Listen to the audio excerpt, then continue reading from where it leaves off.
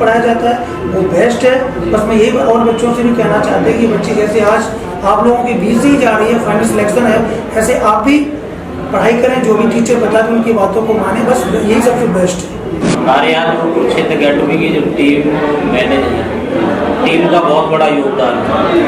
कई विगत वर्षों में जैसे हम बराबर मेहनत करते हैं, जैसे पढ़ाना तो मेरा सभी बच्चों को इक्वल ही रहता है। जो भी गरीब बच्चे आते ग्रामीण क्षेत्र से या कैसे भी, उनके लिए हम लोग निःशुल्क शिक्षा करते हैं। अगर उसको फाइनेंशियल प्रॉब्लम है तो चलिए इटावा जनपद से इस वक्त की बड़ी खबर से रूबरू करवा देते हैं, जहां NTPC DRDO group D SSC के आए नतीजों में कुरुक्षेत्र अकेडमी संस्थान के छात्रों ने एक बार फिर से सफलता का परचम लहराया है। छात्रा सोनी, अमन शाखे, गौरव यादव, आलोक शाखे आदि दर्जनों छात्र छात्राओं ने सफल होकर नाम रोशन किया। आगे देखिए सोनी का ट्रेन मास्टर बनने का सफर। कोचिंग संस्थान के director Jeetu Yadav, managing director Saurabh Yadav, founder Avnish Yadav के साथ संपादक विनय की खास रिपोर्ट। आज बात कर लेते हैं जनपद इटावा में आए हुए कुरुक्षेत्र अकेडमी इटावा की नंबर पर कोचिंग संस्थान है सिलेक्शन देने के मामले में। आज हम बात करने का प्रयास करेंगे कोचिंग के डायरेक्टर जीतू सर का। अभी हाल ही एग्जाम रेलवे NTPC एग्जाम में चयनित ट्रेन मैनेजर के पद पर सोनी जी से। नमस्कार सर्वप्रथम तो आपको आपकी सफलता के लिए ढेर सारी बधाइयाँ हमारे चैनल की तरफ से। अब आपसे हम जानने का प्रयास करेंगे जो आपकी जर्नी रही है, इसके पीछे आपके क्या क्या स्टेप्स रहे, क्या क्या आपकी स्ट्रेटजी रही, उस पर एक्सप्लेन करके कम से कम 2 से 3 मिनट में। शुरुआत शिक्षा के बारे में शुरुआत शिक्षा मेरी गाँव में, उसके बाद में सर शुरुआत में मैं पढ़ने में ज़्यादा अच्छी नहीं थी, बस ऐसे ही घर के लोग मेरे पापा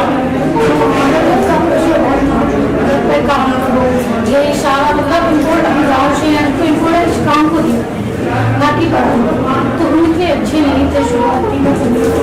फिर उसके बाद में हमने फर्स्ट ईयर कर ली, इंटर कर ली, फिर BA हो गई जैसे तैसे। तो हमें लगा कि हम ये सब घर के काम करते हैं और हमें कुछ अच्छा करना चाहिए, तो मेरा माइंड बन गया। और जब मैंने BA की तो मैं बिल्कुल भी अच्छी नहीं थी पढ़ने में, बस ऐसे ही कर ली जैसे नहीं कर ली। फिर उसके बाद में हमें लगा कंपटीशन तैयारी करें और हमने तो हमने यहाँ इटावा हमने कोचिंग बहुत सारी कोचिंग। फिर उसके बाद मैंने डेमो लिया, तो मैं पढ़ने में तो अच्छी थी नहीं, तो मेरे लिए वो समझना बहुत मुश्किल था, मेरे कुछ समझ में नहीं आता था। मैंने डेमो लिया जिस कोचिंग में पढ़ा, फिर कुरुक्षेत्र अकेडमी में, फिर यहाँ पर आने तो सर से मैंने कहा कि सर मैं जॉब हर हॉल में लेना, तो सर ने कहा हम पर भरोसा रखना हो, आपको डेली तो सर मैं डेली आई, सर पर भरोसा रखा और यही रही।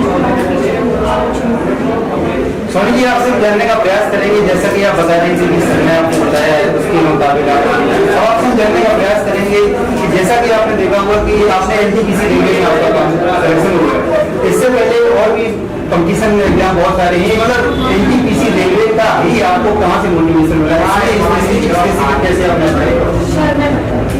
सर मैं गाँव से हूँ, ये तो मैंने बताया। सर SSC लाइन में मैं इसलिए नहीं गई, तो मैं फिर उसके बाद में मैथ तो मैंने सर ने करवा ही दिया था अच्छा, तो फिर GST से पढ़ाते थे और रीजनिंग ऐसे मेरा ये सब हो रहा था, लेकिन इंग्लिश मेरी बड़ी अच्छी शुरू मैंने फोकस नहीं, तो SSC लाया मैथ लाया, इसलिए आपकी जो आपने प्रिपरेशन की है इसकी स्ट्रेटजी क्या थी, मुझसे ये जानना चाह रहा हूँ आपसे कि जैसे आपने कितने घंटे पढ़ाई करते थे, आप ऑनलाइन मोड में या ऑफलाइन मोड में, उसके बारे में बताएं। सर मैंने कभी प्लान बता अगर हमने ग्रेजुएशन की उसके बाद मुझे लगा कि जॉब लेनी हो, तो मैंने घर के सारे काम छोड़ करके बस पढ़ाई सारी चीज़ें इसके अलावा आप सफलता का मेन मतलब किसे इसलिए देना चाह रहे हैं, जैसे फैमिली में कोई या कोचिंग संस्थान सबसे ज़्यादा सही किसका है? सबसे ज़्यादा सही सर मेरे कुछ भी समझ में नहीं आता, तो मैं यहाँ सर से भी बहुत मस्ती लेकिन सर हर बात आपसे जानने का प्रयास करेंगे जो आपके सबॉर्डिनेट हैं उनको आप क्या मैसेज देना चाहेंगे, क्या बताना चाहेंगे जिससे वे आपको को क्या नाम वो मोटिवेशन मान सकें, उससे कुछ सफल हो सके, क्या क्या आपके ऐसे स्टेप्स रहे हैं? सर मैं यही कहना चाहती हूँ, आप जितने भी शौकदारी करते हैं और आप पढ़ते रहें, निरंतर पढ़ते रहें, कहीं भी टाइम वेस्ट मत करें, आप लगातार पढ़ते रहें और जब तक मतलब आपका सिलेक्शन नहीं होगा। रेलवे एनटीपीसी एग्जाम में चयनित जो सोनी है ट्रेन मैनेजर के पद पर, उनके पीछे उन्होंने सबसे ज़्यादा कोचिंग संस्थान को श्रेय दिया है। अब सर आपसे हम जानने का प्रयास करिए सर, प्रथम तो सर आपका हमारे चैनल में स्वागत है। अब सर आप विस्तार से बताएं कि जो जैसे एनटीपीसी रेलवे एग्जाम हो या बहुत सारी कम्पिटिटिव एग्जाम्स हैं, आपके यहाँ किस तरह की तैयारी कराई जाती है, और खासकर एनटीपीसी एग्जाम में सोनी के पीछे आपके संस्थान में किस किस प्रकार से? बहुत बहुत धन्यवाद आपका। और हमारे यहाँ जो कुरुक्षेत्र अकेडमी की जो टीम मैनेज है, टीम का बहुत बड़ा योगदान है। कई विगत वर्षों में जैसे हम बराबर मेहनत करते हैं, जैसे पढ़ाना तो मेरा सभी बच्चों को इक्वल ही रहता है, और कुछ बच्चे ऐसे मेधावी निकल के आते हैं कि जो वो अपना डाउट कलेक्शन बहुत इकट्ठा करते हैं। तो उनमें से ये एक बच्ची भी थी, इसके डाउट बहुत रहते थे, और उनका अगर बैकग्राउंड बात की जाए, ग्रामीण फैमिली से बिलोंग है, और मम्मी का जो है सपोर्ट इतना है माँ का, लेकिन पढ़ाई के तौर पे माँ कितना कर सकती है। वैसा कोई मोटिवेशन भी नहीं था कि तुम जाओ, टावा काफ़ी दूर यहाँ से डिस्टेंस भी पड़ती है, 35-40 किलोमीटर आना, अप डाउन करना, पढ़ना। लेकिन ये लड़की रेगुलर आती रही, आने के बाद पर डे इसकी कंटिन्यूटी में जो डाउट रहते थे वो डाउट यहाँ क्लियर करना। इसको एक ही था, सर हमें जॉब चाहिए। तो उसके आधार पे हम लोगों ने काम भी किया, पढ़ने में हमें अच्छे रिजल्ट अच्छे दिए, तो बस मेहनत करते रहे। तो थोड़े दिनों के बाद बस इसका ऊपर वाले की कृपा से हम लोगों की मेहनत से रिजल्ट भी पॉजिटिव आया। अब वो क्या नाम, इन्होंने 1-2 एग्जाम और दिए थे, उसमें कुछ पॉइंटों से रह भी गई थी, लेकिन हमने कहा हौसला भी तुम्हें रखना है, तोड़ना नहीं है। तो फाइनली बहुत अच्छी जॉब इनको मिली है रेलवे एनटीपीसी में, और हम लोगों का यही इनके लिए शुभकामना है कि भविष्य में जहाँ तक उसमें लास्ट पोस्ट हो, उस पोस्ट तक ये अपना प्रोग्रेस करती रहे। हमारी तरफ से यही इनको ढेर सारी शुभकामनाएं हैं। सर आपसे हम जानने का प्रयास करेंगे, संस्थान की नींव आपने कब रखी? संस्थान तो वैसे अगर मैं पर्टिकुलर बात करूँ तो पहले मैं मैथी जो है चला रहा था, लेकिन जब हमने टीम कलेक्ट अपनी कर ली तो टीम में हम जैसे मैनेजिंग का काम पूरा एमडी जो हमारे यहाँ Saurabh sir, founder Avnish sir, तो इन लोगों का जब सपोर्ट मिला कि कुछ बड़ा करो और कुछ अच्छा करके दिखाना है, तो उसके बाद एक नई नींव जो है शुरुआत कर दी। और लॉकडाउन के बाद कोरोना काल से प्रताड़ित सभी लोग थे, तो कोरोना काल के बाद ये जो स्टार्ट कर दिया गया, और उसके बाद लगातार रिजल्ट बहुत ही अच्छे हैं। इतने कम समय में रिजल्ट अदर ये छोटा सा वैसे देखा जाए इटावा जो है शहर है, इटावा शहर में अगर कम समय में सबसे सर्वाधिक अगर बात करूँ मैं, इतने वर्षे नहीं है, काफी लोग जानते भी हैं, बताते भी होंगे कि कम समय में सबसे अच्छा रिजल्ट अगर कोई दे रहा है तो सिर्फ कुरुक्षेत्र अकेडमी दे रहा है। सर जैसा कि अभी आप जिक्र कर रहे थे कोविड का, सर कोविड पेंडेमिक में सर आपने देखा होगा फर्स्ट एवं सेकंड जो कोविड की वेव आई थी सर, उस समय आपके संस्थान के सामने बहुत सारी परेशानियों का आपने सामना किया होगा। उस समय जो गैपिंग आई थी, उस गैपिंग को अब स्टूडेंट में कैसे कवर कर रहे हैं? उस टाइम इतना ज्यादा कुछ था नहीं कि बच्चों को हम ऑनलाइन सपोर्ट कर पाए, लेकिन गूगल मीट एक चलता था, तो गूगल मीट के माध्यम से ठीक है ना, कभी कभार वैसे ही फेसबुक पे लाइव कर लिया, फेसबुक पे बच्चे जोड़ लिए, लाइव कर लिया कि अब बच्चों को पढ़ाना है, तो शाम को बस उसी पे जनरल जो भी सुविधाएं थी उसी को अकॉर्डिंग बच्चे जो है पढ़ाते हैं। और सर आपसे जानने का प्रयास करेंगे, जैसा कि आप बता रहे थे, जैसा कि सुनने में आता रहता है, इटावा जनपद के लिए सर्वाधिक सिलेक्शन देने के लिए आपका संस्थान जाना जाता है। आपके संस्थान में किस किस कॉम्पिटिटिव एग्जाम्स की प्रिपरेशन कराई जाती है? सारे बड़े एग्जाम जैसे शिक्षक भर्ती, TET, CTET, super TET, air force, लेखपाल, जो भी बड़े एग्जाम तो बहुत अच्छा जो है रिजल्ट भी हम लोगों का, हर उसमें एग्जाम कोई भी एग्जाम अभी छोटा से छोटा हुआ, हर उसमें बच्चों का प्लेसमेंट रहा है। और अभी पीछे एक बच्चा कुछ दिन पहले ही चेन्नई गया, डीआरडीओ में सिलेक्ट हो गया, अभी डीआरडीओ का और रिजल्ट बाकी है, आगे अभी जो एसएससी जीडी का रिजल्ट बाकी है, तो उनमें कहीं ना कहीं संस्थान के बहुत बच्चे निकल रहे हैं, और बराबर हम लोगों की मेहनत भी है जिसका बड़ा सबको दिखाई देता है।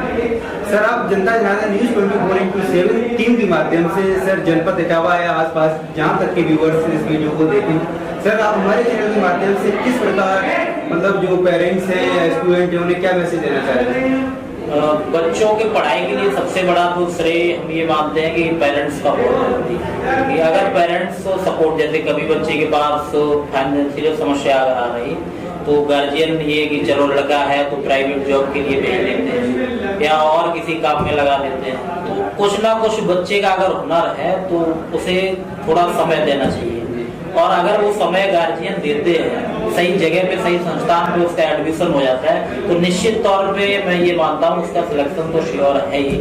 और बाकी का आप लोग तो सब वो समझ ही रहे हैं कि आपके न्यूज़ चैनलों के माध्यम से भी बच्चे जागरूक होते हैं, सारी चीज़ें रहती हैं। सर जैसा कि आप जिक्र कर रहे थे फाइनेंशियल की, सर इससे सर हम ये जानना चाह रहे हैं जो कोचिंग संस्थान में जो फीसेस ली जाती है, आपके संस्थान में फीसेस का क्या स्ट्रक्चर रहता है? कुछ बच्चे ग्रामीण परिवेश से आते हैं, उनके पास फीस देने के लिए पर्याप्त नहीं होती है, तो उस केस में आप सर क्या करते हैं? फीस में कोई कंसेशन वगैरह रहता है आपके यहाँ? नहीं, मैंने गरीब बच्चों को फ्री भी शिक्षा दी है। शिक्षा का महत्व सिर्फ पैसा नहीं है।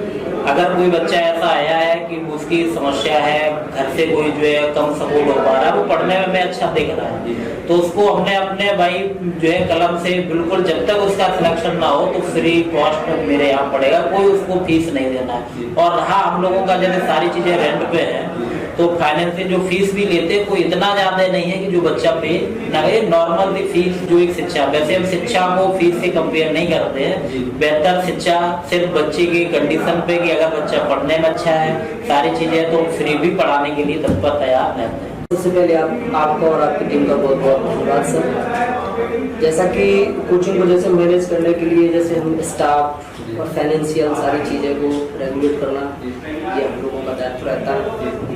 और जैसे बच्चे को हर प्रकार से सर आते हैं, जैसे कि अभी आपने डायरेक्टर सर जी से जैसे बात की थी, उसमें जैसे आपने एक प्रश्न किया था कि सर जैसे जो ग्रामीण क्षेत्र से जो बच्चे आते हैं तो उनके लिए आपका क्या रहता है? तो सर उसमें क्या होता है कि जैसे सर ने भी बताया था और मैं भी बताना चाहूँगा कि जो भी गरीब बच्चे आते हैं ग्रामीण क्षेत्र से या कैसे भी, उनके लिए हम लोग निःशुल्क शिक्षा करते हैं अगर उसको फाइनेंशियल प्रॉब्लम है तो। और जैसे बहुत से बच्चे आते हैं, और मैंने पिछली बार DRDO का जो बच्चा सिलेक्शन हुआ तो उसमें भी मैंने बताया था कि उस बच्चे को भी मैंने फ्री ऑफ कॉस्ट पढ़ाया था। कई बार ऐसी स्थिति आई, उस बच्चे को फीस देने की स्थिति में नहीं है, तो मैंने कहा कोई नहीं बेटा आप पढ़ो। और जब मुझे लगता है कि बच्चा ये पढ़ने वाला है और ये सिलेक्शन देगा और इसके मन से पढ़ता है, फिर हम उसको फीस पे फोकस नहीं करते। फिर हम चाहते हैं कि इसकी जो अध्ययन है, इसकी जो स्टडी है वो निरंतर रूप से चलती रहे, तो उसमें हम अपना पूरा सहयोग करते हैं। और मैं ये मैसेज भी देना चाहूँगा कि कोई भी छात्र अगर फाइनेंशियल प्रॉब्लम से अगर नहीं पढ़ पा रहा है, अगर वो उसको ऐसी दिक्कत है कि वो पढ़ नहीं पा रहा है, उसके पास पैसे नहीं है, तो मैं अपने आपके चैनल के माध्यम से मैं मैनेजिंग डायरेक्टर और मेरी पूरी टीम आपसे ये मैसेज दे रही है और मैं प्रॉमिस कर रहा हूँ कि अगर आपसे पैसे नहीं है पढ़ाई के लिए तो मेरे यहाँ आप आइए, फ्री ऑफ कॉस्ट पढ़िएगा। अब इसका मतलब ये भी नहीं है कि आपसे बहुत ज़्यादा पैसा और फिर भी आप आ जाइए कि सर आपने घोषणा की थी कि आप फ्री पढ़ेंगे। तो जो बच्चे असमर्थ हैं फीस पे करने में, तो उनके आप बहुत स्वागत है और आप आइए हमारे। सौरभ जी आपसे हम जानने का प्रयास करेंगे, जैसा कि आप बता रहे थे कि निःशुल्क क्लासेस के बारे में, सर आपसे हम जानने का प्रयास करेंगे। जैसा कि प्रेजेंट टाइम में सर आपने देखा हुआ ट्रेंड चल रहा है कि ऑनलाइन मोड में, तो सर ऑनलाइन और ऑफलाइन मोड में सर आप किसी बेस्ट में? देखो सर क्या है कि हम ये शिक्षा के क्षेत्र में हम किसी को ऐसा नहीं कह सकते ये ज़्यादा बेस्ट है। दोनों ही सिस्टम अपनी अपनी जगह पर बेस्ट है। ऑनलाइन का क्षेत्र महत्वपूर्ण तब हो जाता है कि जैसे कोई भी बच्चा है अगर उसने विधिवत रूप से अपना एक बार सिलेबस कंप्लीट कर लिया ऑफलाइन क्लास, उसके बाद ऑनलाइन चैनल उसके लिए एज अ रिवीजन ज़्यादा बेस्ट रहता है। तो इसमें सर हम ये वेरीफाई नहीं करेंगे कि कौन सा बेस्ट और कौन सा नहीं बेस्ट। बेसिकली अपने स्तर पर दोनों ही बेस्ट होते हैं, बस उसका नज़रिया थोड़ा सा अलग होता है। बस इतना है कि जो तैयारी जो स्टार्ट कर रहे हैं जो फ्रेशर बच्चे, तो वो ऑफलाइन को ही चूज करें और ऑफलाइन ही क्लास में ज्वाइन करें। उसके बाद जब उनका 1-2 बार रिवीजन हो जाता है, सिलेबस हो जाता है, उसके बाद अगर वो ऑनलाइन को पढ़ेंगे तो ज़्यादा बेस्ट है। जैसा कि जीतू सर बता रहे थे कि बहुत सारी जो फैसिलिटी बताई थी आपकी कोचिंग संस्थान है, आपकी कोचिंग संस्थान की और भी इस मंडी में बैठे हुए हैं हम लोग, हम सर आपसे जानने का प्रयास करेंगे ऐसी कौन सी चीज़ है जो आपकी कोचिंग संस्थान में यूनिक है? सर सबसे जो यूनिक है वो यहाँ से भिन्न ये चीज़ है कि हम लोग दिन रात मेहनत के लिए तैयार रहते हैं। मेरी जो भी टीम है, चाहे अब्दीश सर हो या फिर जीतू सर हो या फिर मैं हूँ या फिर और भी जो मेरा अन्य स्टाफ है, कोई भी किसी स्टाफ में आलस नाम की चीज़ नहीं है।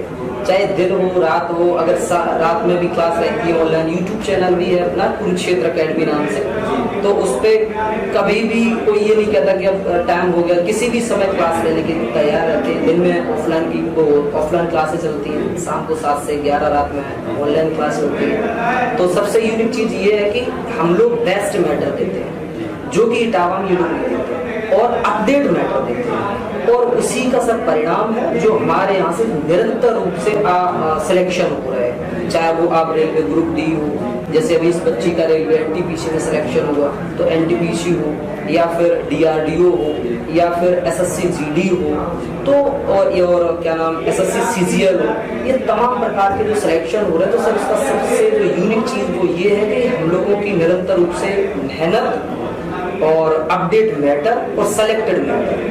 ये नहीं कि दुनिया भर का चल रहा है कि कैसा भी मैटर दे दो, हम लोग कम मैटर देते हैं, सेलेक्टेड मैटर देते हैं, ऑथेंटिक मैटर देते हैं और अपडेटेड। बहुत बहुत धन्यवाद जो आपने चीजें समझी। जैसा कि आप देख रहे थे हमारे साथ कोचिंग के फाउंडर सौरभ सर उपस्थित थे। उन्होंने बड़े सरल स्वभाव से बड़े एक बिल्कुल स्ट्रेट फॉरवर्ड बताया है कि उनके यहाँ कोचिंग संस्थान में सारे में हार्ड वर्क तो हार्ड स्टडी हर जगह कराई जाती है, लेकिन यहाँ सर ने जैसा कि बताया जो भी सिलेबस हो कोई भी हो, मतलब अपडेटेड और बोलना चाहिए, सीधा कहना चाहिए, स्मार्ट स्टडी कराई जाती है। जिस संस्थान में हम आए हुए हैं, इस संस्थान के 3 पार्ट हैं, 3 स्तंभ है। Number 1 Jeetu sir, number 2 Saurabh sir, number 3 Avnish sir, जो कोचिंग के को फाउंडर है। नमस्कार सर। जी सर, नमस्कार सर। प्रथम सर आपका हमारे चैनल में बहुत बहुत स्वागत है। सर आपसे हम जानने का प्रयास करेंगे, जैसा कि आपने यहाँ हाल ही में एनटीपीसी एग्जाम में चयनित सोनी ट्रेन मैनेजर के पद पे, उन्होंने सर्वप्रथम सबसे ज्यादा जो बताया है आपकी कोचिंग संस्थान को श्रेय दिया है सफलता का। सर आप हमारे चैनल के माध्यम से सोनी को जो सफलता का श्रेय मिला है, आपकी कोचिंग के प्रति क्या क्या डेडिकेशन रही, उसके ऊपर विस्तार से। बस हम यही कहना चाहते हैं कि इस बच्चे को जितना पढ़ाया गया, इस बच्चे ने उसको बहुत अच्छे से पढ़ा है। हम हमेशा बच्चों को भी ये कहना चाहते हैं कि संस्थान में जो भी पढ़ाया जाता है वो बेस्ट है। बस मैं यही और बच्चों से भी कहना चाहते हैं कि बच्ची जैसे आज आप लोगों की 20 ही जा रही है, फाइनल सिलेक्शन है, ऐसे आप भी पढ़ाई करें, जो भी टीचर बताते हैं उनकी बातों को माने, बस यही सबसे बेस्ट है। और सर जो आप बात कर रहे थे, जैसा कि जो बेस्ट बता रहे थे कि इसमें बहुत सारे कॉम्पिटिटिव जो एस्पिरेंट होते हैं, बहुत सारे छात्र हैं सर, बहुत सारे लोग हैं जो आप पढ़ाते हैं, जैसा कि आपका जो संस्थान है नंबर 1 सर्वाधिक सिलेक्शन मिलता है, और सारे स्टूडेंट हैं, तो उसमें क्या क्या आपके स्टेप्स रहते हैं जो और अन्य संस्थान में नहीं है? जी सर, मैं जानना चाहता हूँ कि जो मेरे यहाँ पे बच्चे हैं, हम फाइनली उनका टेस्ट लेते हैं, जैसे टॉपिक बाई टॉपिक पढ़ाते हैं, टेस्ट लेते हैं, टेस्ट लेने के बाद जानते हैं कि जो बच्चा कमजोर है, वीक है, उसके लिए हम एक्स्ट्रा क्लासेस देते हैं, ठीक है ना।